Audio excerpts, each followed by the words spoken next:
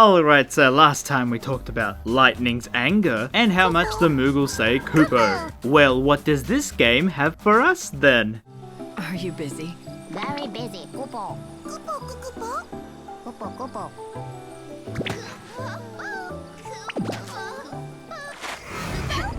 What are you? Kupo! Well, I guess that was to be expected.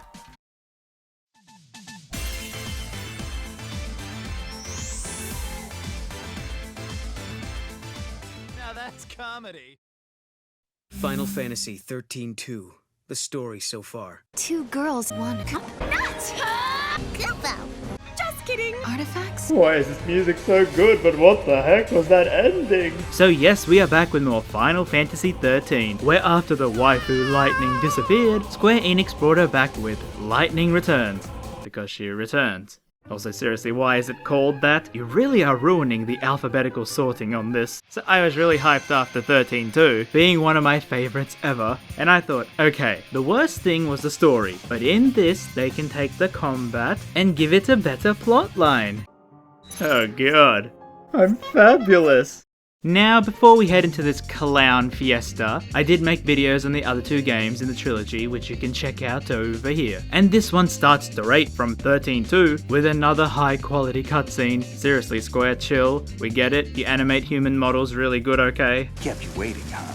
So after the ending of the last one, chaos, you know, The darkness. now broke through the world after the goddess's death, with time now frozen, and after 500 years of it, Lightning awakes from a crystal state, somehow, and returns to battle. Now playing these games blind all these years later, I really didn't have any expectations for this game going into it. I mean, I know Lightning returns, and she likes to wear clothes, but I did not expect this, and I'll get to that. So let's start the game. Well, a reminder, I'm playing this on the PC, even though Square Enix doesn't seem to notice. So Lightning breaks into a party after not being invited, and finds out that Snow really doesn't like her, trying to kill her. Yeah, remember him? Her sister's fiance? Alrighty, so like, what's happening? Lightning spouts things about saving his soul. We see a goth Sarah. Square Enix shows off their particle effects, while Snow flees. So yeah, that's quite a lot to take in, and don't worry, it does get explained eventually. But yeah, that's quite an unexpected opening. Lightning tries to chase Snow down in the palace, till she reaches a locked room, and instead of trying to get through, Hope calls her back to this heaven-like place. Man, imagine playing this game first and not knowing who these dudes are. Yep.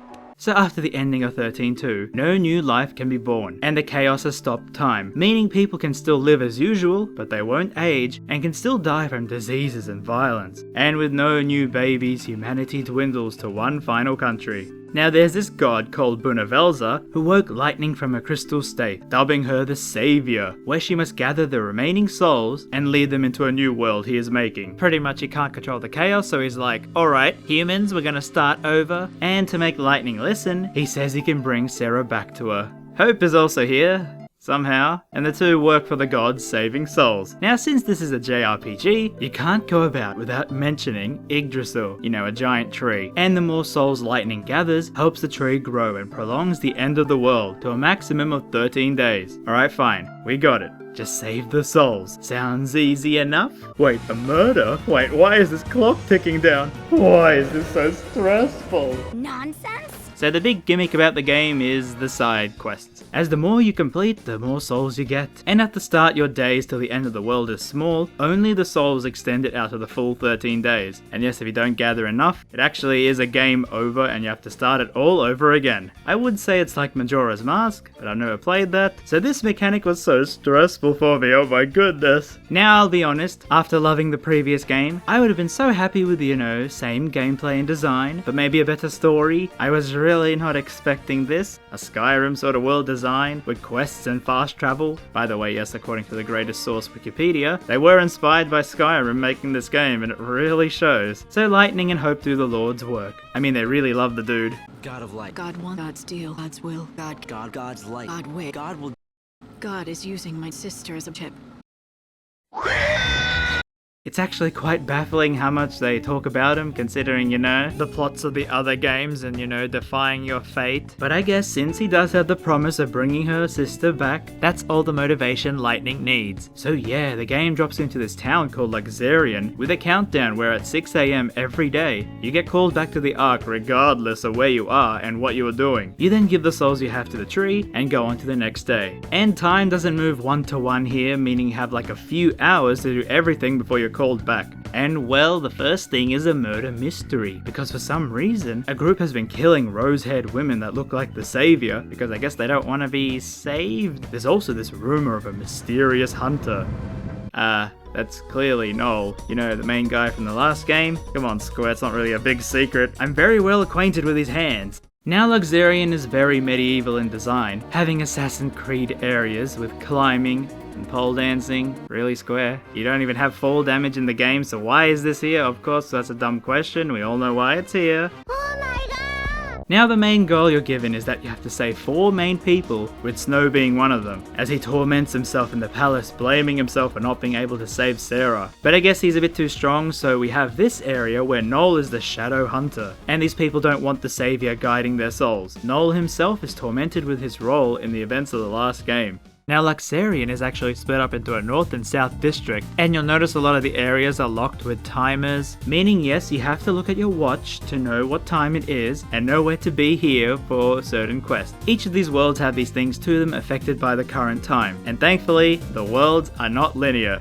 Shocking, I know. Taking a page from 13.2. They are more open-ended too, as you can travel between any one of the areas with trains or fast travel. Like for example, I just ignored Noel and went to Yusnan, the place with snow. So then apart from the main quests, you get the side ones, where talking to NPCs with the stars begins their side quest. These can be things such as find my lost item, or eradicate an entire species. Yeah, they're quite varied. Now most of these are standalone, but you will get quests that only open when you complete others, or even ones where you get a choice, and depending on your answer, you get locked out from other quests. Very Skyrim-like indeed. I will say a lot of quests do detail what life is like in a place that's frozen in time, but quite a few of them can be boiled down to, hey, do this for me. Oh, thanks for doing that thing for me. Then it hits you with a twist. Like this dude. He goes to Lightning. Can you stop these rampaging robots? Oh, thanks for stopping them. Oh, by the way, my brother's soul was inside the robot. I mean, what? Now, in addition to this, you also get, Chaka Lena. And it's magical. Please, stop talking. She appears at these billboards in every town, with a list of quests for you to do. Most of them are just gather these items and report back. She isn't a shopkeeper like before, as in the towns you find many of these, along with places to buy better weapons, outfits, or abilities. And speaking of abilities, let's get into the combat. Well, like in the other game, enemies don't appear in the world, randomly popping up every few meters. You can still run away if you choose to, and yes, you do have a stamina bar. To begin the battles, you have to use it to attack, where it normally lowers the enemy's health by 10%, but if you do a sneaky, it goes 25% lower. So from the battles you can kinda see, Lightning is, well, alone. Because it seems like in each game, they just want to keep cutting out party members, isn't that right, Square? And that means there are no more monsters to use like in 13.2. I know, it's horrible. Why, Square, why?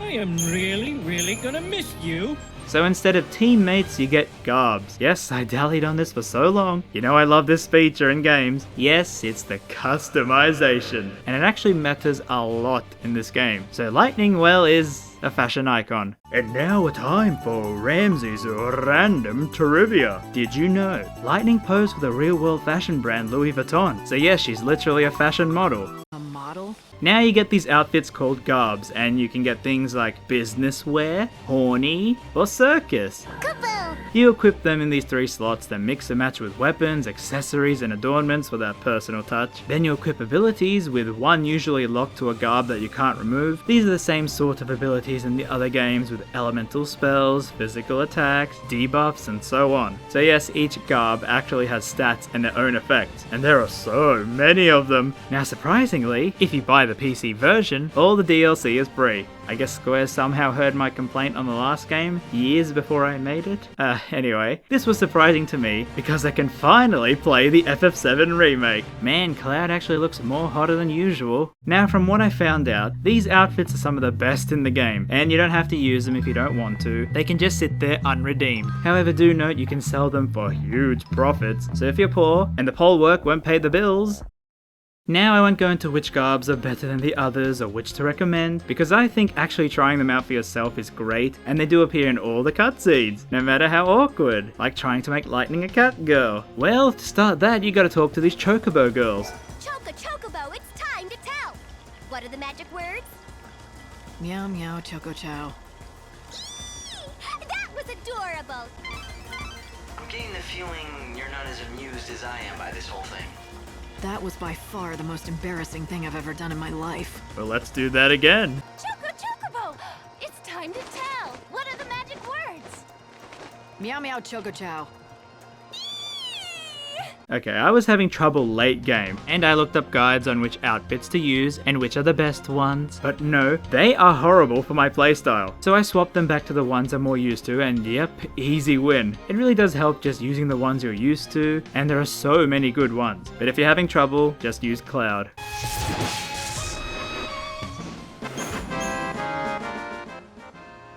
Speaking of looking up guides, well yeah, please do that. I mean, okay, when you have a countdown, I thought alright fine, I'll handle my stress and not freak out on what to do and just play normally. But the longer I played, the more paranoid I got, and some of these side quests are really obscure and I really didn't want to restart the whole journey due to that. It's actually kinda crazy looking it up because it seems like this game was made for multiple playthroughs, as when you get a game over, the new file is actually New Game Plus, meaning you keep your level and certain things like that. So you have people who are dedicated where they play 50 hours or go through the game like 36 times. It's quite amazing how dedicated this game can make you. To be fair, Lightning Returns is actually very generous with this, as Hope will mostly tell you where to go for the side quests, and it's even neat as when you have an item for it, he has voiced lines going, hey buddy, I think you have the item he wants. I mean, that's an impressive foresight from the developers. But after a while I actually got used to the mechanics and I realized the time limit is very generous if you play on easy, also given that you automatically heal outside of battles. By the end I was done all the main quests with 5 days to go, so don't stress too hard at the start of the game even if it's very overwhelming. Now back to the combat. Well, with these abilities on the garbs you get stamina bars for each and they cost some to use, and when you're not on that garb it refills and you can easily swap between them with the R1 and L1 buttons. So the combat becomes a rhythm of using the abilities from one garb, swapping, and managing to have some left over to block enemy attacks. Now you also have type advantage weaknesses and so on, and since you are a sole target for enemies, well you kinda wanna use that to your advantage. Then the usual tactic is to build up enough to stagger the enemy. The difference here though that there isn't any bar, it's a heartbeat, and builds up with similar attacks like physical builds it up, but if you swap to magic it's a different color heartbeat, and of course once staggered you can do massive damage, with the FF7 Cloud being a standout here. Now there is one extra feature with the EP abilities. You build up this meter the more enemies you kill, and after a while you get things like Overdrive, where time slows down, refilling your stamina for more damage, or a broken lightning anime attack. Now these EP abilities are actually very handy outside of battle, where you can teleport to towns or freeze time for a bit. A problem does occur when you run out of them, as the only way to get more is to fight enemies, so if you teleport around you might be stuck if you're in a place where there are no monsters, and yeah, that pretty much becomes the gameplay loop. It starts off incredibly frustrating and confusing, mostly because I was freaking out about the time limit, but once you get the hang of it, talk to every NPC with the side quest star, then you do the ones you can, slowly finishing them off while tackling the main quest in each area. Speaking of, let's get back to that.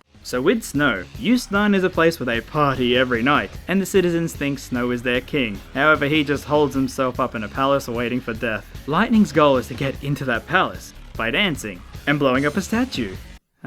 We make our way through and battle Snow before convincing him the only way Lightning knows how. Come back! This is definitely not healthy. But for whatever reason, I don't feel angry.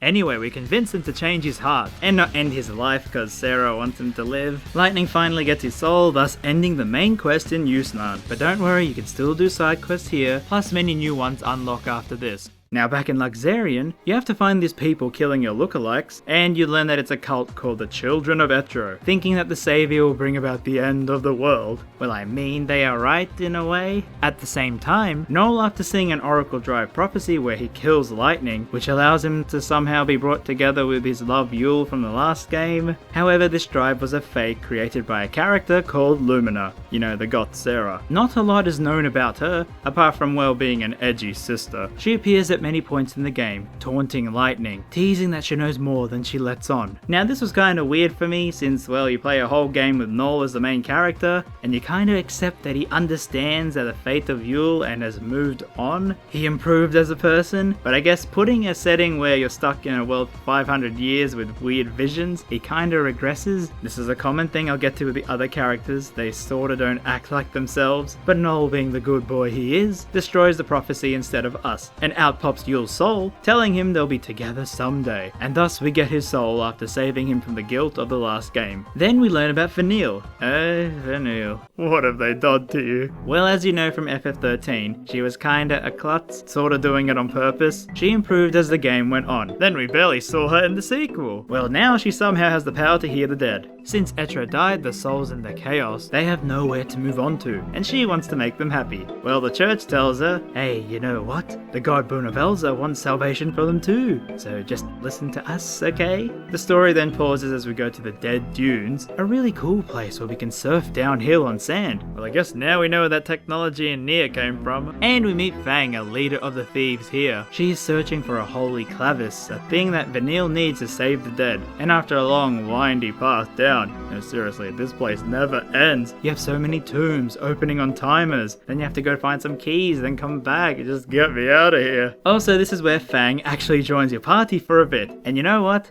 I really wish they made some secondary character to join you permanently. It at least makes the journey not as lonely. There's only so much God talk I can stand with Hope talking to Lightning over on the mic. God's light. Anyway, once we find the clavis, Fang tries to destroy it, since she knows why the Order really wants it. We stop her, and in the confusion, the church grab the clavis. Fang then reveals that if Vanille does the ritual, it will kill her, and not everyone will be saved. They are only using her. Well gee, the church is being evil in a JRPG. I never would have guessed. Which kinda makes the stuff with Vanille later on a bit which I'll get to. So this then becomes the end goal for us, as on the final day they will perform that ritual, but we have to save enough souls, including the other main quest, to be able to reach that day. Now another thing I will quickly mention is that after every quest you complete, they do increase your stats, so in addition to, you know, not failing, the more quests you do, the more powerful you become, which is a really great incentive. So now I guess it gets a bit more spoilery, so if you don't want any of that stuff, and seeing how this trilogy ends, skip over here. Well, next we have the Wildlands, where yes, it's a huge place. I sure wish we could ride a chocobo, but we can't. However, instead we hear of this legendary bird called the Angel of Valhalla.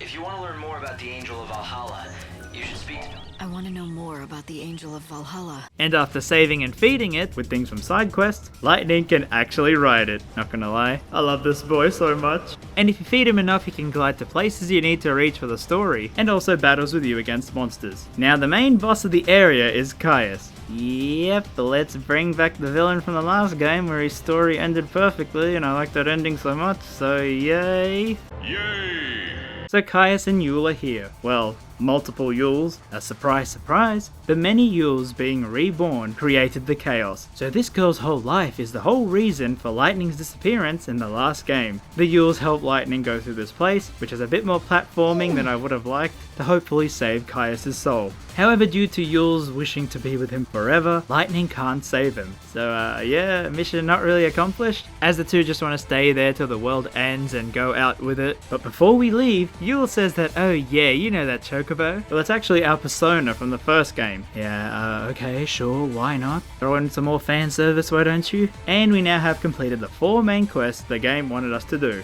But not really, because as you'll see, the game doesn't really hint this, and I was actually lost for a while, but you should explore every area, because there are still more characters to save. Now I know what you're thinking. Okay, he appeared in the last game, but please bring him back. Well, dear viewer, Square Enix heard your pleas, and he's got a big role too. Yes, it's Mog, the Moogle, in the forest. You save his village and attack him for a bit. I don't know, just move on.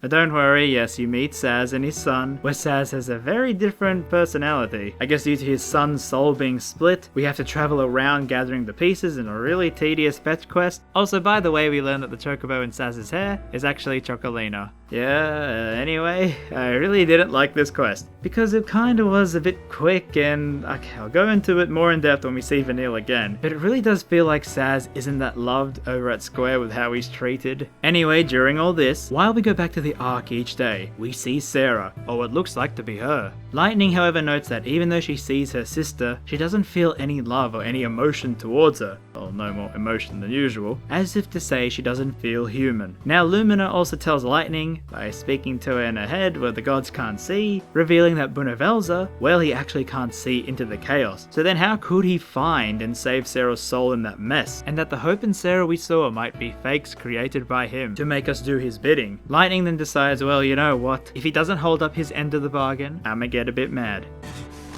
Now on the 11th day, Yule also joins Lumina in a party inside Lightning's head, yeah, don't ask, telling her that she is incomplete and won't be able to save anyone. And I'll say, yes, this is sounding very, very much like Kingdom Hearts at the moment. Then near the end, who should appear but Sid Reigns? You know, Sid, the guy I barely mentioned in the first video because I didn't realize he would be important or mentioned again. Well, his soul says that you should stop the ritual and defy Bunavelza, because Vanille herself can actually guide all the souls to a new world, which will save everyone, but they don't need that Clavis ritual thing. And Lightning then learns that the chaos, well, it's part of human hearts, meaning that if someone dies, their memories live on in others. So in short, the method the church is doing will delete the memories of the dead, but Sid's way will save every single person. So then we reach the final day. But before that, let's say, because I was looking up guides and such, I learned that there was a 14th day that exists, because for some reason there were 26 hours in a day, but now 24, so there's a whole another day, blah blah. What it means is that if you do around 40 side quests, not including the Chaka Lena ones, you get an extra day, which becomes a dungeon crawl where the more deeper you go, the harder monsters you face, and you can get some really cool stuff from it.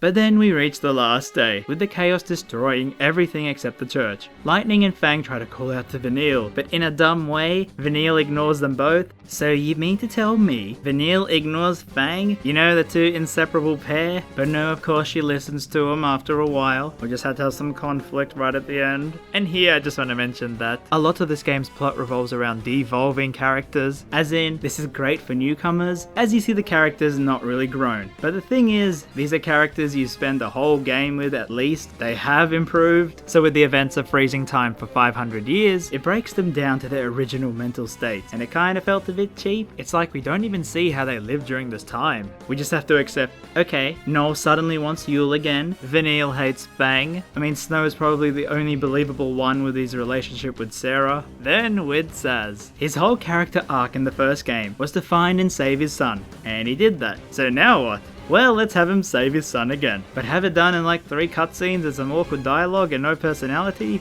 It felt like it was a chore for the developers to put all this fan service in, and I really didn't enjoy it. 13.2 showed me how enjoyable they can make a game with different characters. They really could have just done that again. For me, it felt like after the improvements it made, this game regressed back to the first game's level, and not even the ending of that, like we've gone back to early FF13 in terms of characters. And I mean, come on. I know it's a reason for the chaos, but did you really need to bring Caius back? Although, I mean, that's an opportunity for his song to come back too, so I'm not complaining there. Anyway, during all this, we learn as to why Lightning wasn't feeling human recently, as Bunavelza actually had a plan for her to become the new goddess Etro to watch over the souls. Weirdly though, this is teased in some side quests which aren't required to do. I mean, so many of them just relate to random people in the world, but then you got these ones that impact the main plot, and not many of them too. Just sneak in some character development in the side quests, I guess. So Fang and Vanille, who are definitely just friends, both save every single soul, with Snow coming in as well, and not Saz, because why not? And they send the souls back to the Ark, all waiting for a new world to be reborn into. Lumina also appears, and shocking I guess, during the ending of the last game, Lightning somehow, gee there sure are a lot of somehows in this game, took Sarah's soul after she died, and hid it within her heart, using Lumina as an empty vessel she made from herself. Do I have to remind you that this game was made by Square Enix, who made Kingdom Hearts, and Nomura did the designs? No one else seeing this? The darkness. So yeah, Lumina was right. Sarah was never held hostage by Bunavelza, and I guess lightning can finally turn on him, sorta shifting the plot quickly into defying fate again. No more gods in this world. So yeah, final save point before the final boss. You know the JRPG checklist, and yeah, he's a clown. I guess that matches the tone of the game, eh? So the god takes over Hope's body, because why not? And we fight him in this otherworldly place. Lightning aiming to free humans, where no gods will control their fates, which still feels very abrupt in this story since it wasn't really mentioned in the game before. Now then, since I did grind a bit, we easily win. Well, okay, so in a kinda cool way, in this room you actually have 4 different areas with mini bosses, and if you defeat them all, you get the Ultima weapon. And I really like this because in most games, I never got that crazy broken weapon since they made them so difficult to obtain with all these requirements, but no, here just clear the rooms. And holy moly, this thing is broken. The boss fight itself was quite tough, as with only one character, he will always target you, but I managed to win the phases. Not feeling as pumped as the other games one, because I mean it's a literal clown. So with the power of anime and friendship, Lightning accepts her flaws, brings Lumina back into herself, making her heart whole again, and all the allies, yes they remembered Saz, they with their forgotten personas from the first game, well they all finally defeat the clown. Now surprisingly the Yules and Caius appear, and the many Yules say that they will take over Etro's role, meaning life and death will now work as usual. And just before the gang escape into the new world, Caius gently hugs Noel and says, "Hey kid, here's a free gift from me," and tosses a spare Yule for Noel. You know, it kinda would have been funny if he gave him the wrong time period's Yule. But yes, the personas and Mog disappear, while the gang head to the new world they created with no gods around, as we cut to fashion icon Lightning, leaving a train for the merry countryside of England, and the trilogy ends.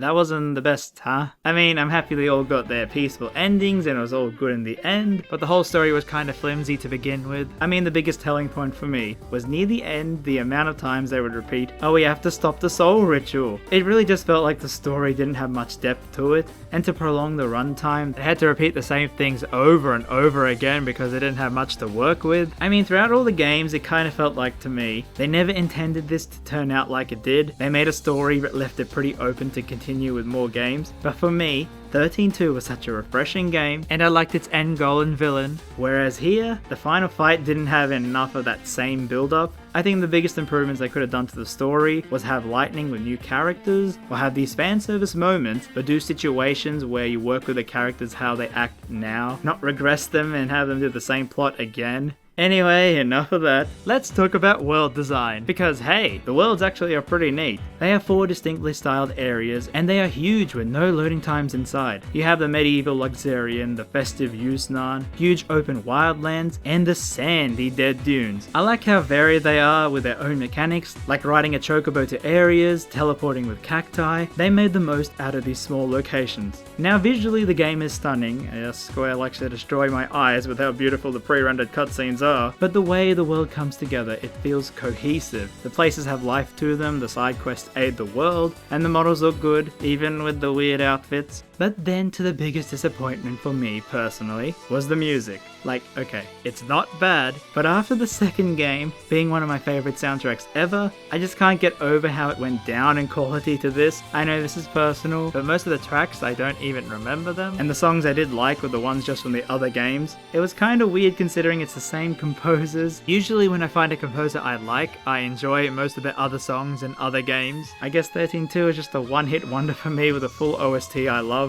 And well, that's the end of the Final Fantasy XIII trilogy. It was really enjoyable going into this blind, finding out how much I missed on the franchise. 13-2 is still my favorite though. Lightning returns itself. Well, the story felt kinda convoluted in how it was trying to fan service every aspect of it and still wrap it all up. I'm kind of disappointed they didn't continue with what 13-2 built, but I appreciate them at least trying something brand new. Not many big franchises will jump into a brand new genre, or be influenced that easily by other games. But Lightning Returns, once you get into the groove, is actually very relaxing. I guess that's different when you play on the harder modes, but I kinda got into a nice rhythm with the days and the time management, and I started to really enjoy some of the side quests. Like you had this one in the sandy place, where a pet robot wanted you to break open a tomb to free their owners that got trapped in there years ago, but when you open it you see their skeletons, and the robot doesn't understand that they are dead. The side quests just worked really well with the time stop mechanic, but a shame the main main story couldn't reach that. And gameplay wise, while it took a while to get used to, and I still prefer 13-2's, but I appreciate how in-depth they made the combat just by controlling one character, no matter how dumb you make her look. And speaking of Lightning, final thing I will say is that when you have an angry character like her, even though she's mellowed out a bit here,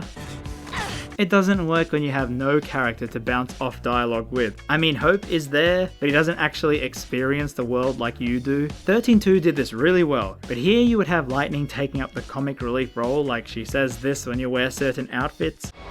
You saw me dressed like this, so you have to die.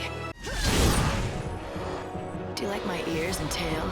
Did you escape from some mental hospital? It's just weird hearing her say that because that's all you hear. No one laughs at her or at the jokes. She's just by herself most of the time. Lumina maybe would have been a good party member for the gameplay to bounce off Lightning's personality and maybe build up the mystery more. So with that, I just want to say this game actually might be good for newcomers, because I guess the characters, with how they made them, you don't really need to know that much. And if you like what the gameplay is, I mean, yeah, go for it. Just make sure you get it on PC. I had no issues running it, and you get all the free DLC too. So then, that's Lightning Returns done. Also a reminder, I will actually be live streaming a bit of my blind playthrough of FF7 Remake alongside Persona 5 Royal over on Twitch. And thank you to everyone who liked and shared these videos around. I'm glad people are enjoying me going through these games. And well, as to Lightning herself, well, I don't think that's the end of her journey. I gotta be dreaming. Sorry, but you're wide awake. Huh. First timer, huh? Trojan, RamZaes, Magnum, Sheik.